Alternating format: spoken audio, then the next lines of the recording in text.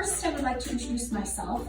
I am Schneider, founder of Studio L Photography and also art, as you can see behind me. My story started, this was probably about 4 years ago.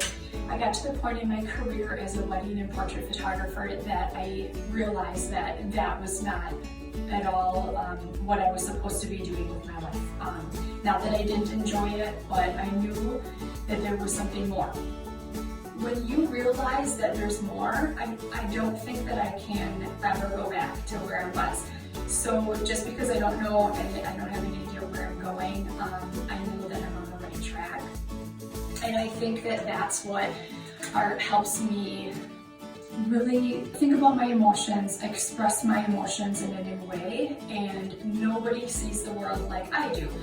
Just like you and I, we see the world differently, and my art is an expression of that. So the photography Living in the Fog series is an ongoing series that I've been working on for about a year, and starting with a 35mm film.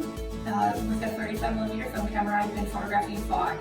And once I realized that everything that we need to see is right in front of us, and the fog makes all those distractions fade away, and we can focus what's right in front of us. And that was the start of this series, and I continue. I don't know if this series will ever end. I think it's going to be an ongoing project that I don't know where the end result will be, but it led me into painting. So with painting, it was a way for me to start creating the fog in a new medium. So the oil paints that I'm working with, I'm a very minimalist style, a lot of abstract painting. So they are going to resemble my photography, but not completely replicate it, because I don't think that I want my work to portray an imitation of one medium